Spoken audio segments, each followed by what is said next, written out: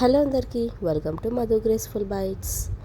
ఈరోజు మన ఛానల్లో మీకోసం కరకరలాడే కార్న్ పకోడీ చూపిస్తున్నాను.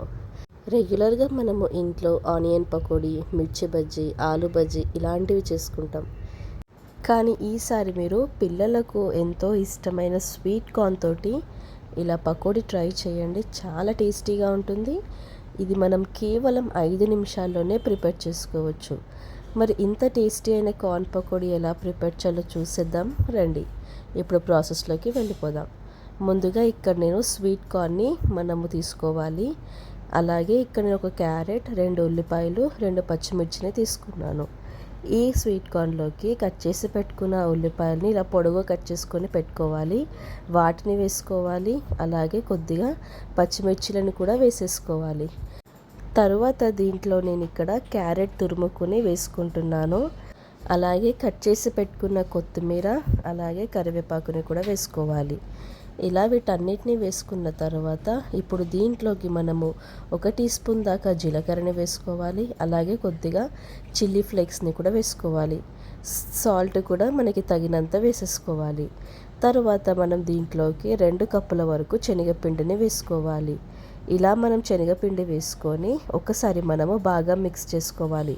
ఇక్కడ నాకు ఫస్ట్ అయితే వాటర్ ఏం పట్టలేదండి, ఎందుకంటే స్వీట్ కార్న్ని మనము వాష్ చేసి తీసుకుంటాం కదా, దాంట్లో నుంచి వచ్చే వాటరే సరిపోతుంది. అలాగే ఇక్కడ నేను శనగపిండి 2 కప్పులు అని చెప్పాను కదా, ఒకేసారిగా మనం 2 కప్పుల శనగపిండిని వేసుకోవద్దు.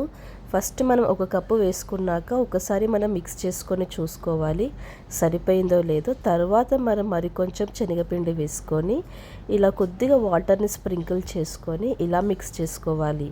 ఎక్కువగా శనగపిండి కూడా వేసుకోవద్దు, నార్మల్గా ఉంటే సరిపోతుంది. ఈ విధంగా శనగపిండి వేసుకొని కొద్దిగా వాటర్ని స్ప్రింకిల్ చేస్తూ దీన్ని మనము మిక్స్ చేసుకోవాలి. ఒక్కసారి మనం ఇలా మిక్స్ చేసుకున్న తర్వాత ఒకసారి మనము చెక్ చేసుకోవాలి ఇది పకోడీలాగా వస్తుందో లేదో బైండింగ్ అని. ఇలా చెక్ చేసుకుంటే ఇక్కడ నాకు పర్ఫెక్ట్గా రెడీ అయిపోయింది. ఇప్పుడు దీన్ని మనము పక్కకు పెట్టేసుకోవాలి. ఇప్పుడు పకోడీ వేసుకోనికి బాండి పెట్టుకొని ఆయిల్ని వేసుకోవాలి. ఆయిల్ మనకి మంచిగా వేడవ్వాలి. ఇది హై ఫ్లేమ్లో వేడి చేసుకొని మీడియం ఫ్లేమ్ పెట్టేసుకొని ఇలా పకోడీలాగా వేసేసుకోవాలి. ఇలా ఇక్కడ వీడియోలో చూపిస్తున్న విధంగా చిన్న చిన్న పకోడీలాగా ఇలా వేసుకోవాలి. ఇలా మనం కొద్దిగా చేతికి తీసుకొని ఇలా ప్రెస్ చేస్తూ ఇలా చిన్న చిన్న పకోడీలు వేసేసుకోవాలి. హై ఫ్లేమ్ పెట్టి వేయించుకోకూడదు, మీడియం ఫ్లేమ్ పెట్టుకుంటే సరిపోతుంది. ఇది ఫ్రై చేసుకొని కూడా ఎక్కువగా టైం అస్సలు పట్టదండి. మనకు ఒక 2 to 3 మినిట్స్లోనే చక్కగా ఫ్రై అయిపోతుంది. ఇలా మంచి కలర్ వచ్చేంత వరకు ఫ్రై చేసుకొని దీన్ని మనము ఒక టిష్యూ ఉన్న ప్లేట్లోకి తీసేసుకోవాలి. అదేవిధంగా మిగతా పకోడీలన్నిటిని కూడా మీడియం ఫ్లేమ్లో ఫ్రై చేసుకొని ఇలా మనము సర్వ్ చేసుకోవడమే. అంతే అండి, చూసారు కదా, టేస్టీ అయిన కార్న్ పకోడీ రెడీ అయిపోయింది. దీంట్లో మనం ఆనియన్స్ని కూడా వేసాం కాబట్టి ఆ టేస్ట్ అనేది చాలా బాగుంటుంది. అండ్ ఇక్కడ మనం దీంట్లో క్యారెట్ కూడా వేసాం కాబట్టి చూడని కూడా కలర్ఫుల్గా చాలా బాగుంటుంది. చూసారు కదా, టేస్టీ అయిన కరకరలాడే క్రిస్పీ కార్న్ పకోడీ ఎలా చేయాలో. ఇప్పుడు మీరు కూడా మీ ఇంట్లో తప్పకుండా ఈ స్నాక్ ఐటెంని ట్రై చేయండి. మీరు ట్రై చేశాక మీకు ఎలా కుదిరిందో కామెంట్ చేయడం మాత్రం అస్సలు మర్చిపోకండి. ఈ వీడియో నచ్చితే లైక్ చేసి, షేర్ చేసి, సబ్స్క్రైబ్ చేసుకోండి. Thank you for watching. Bye.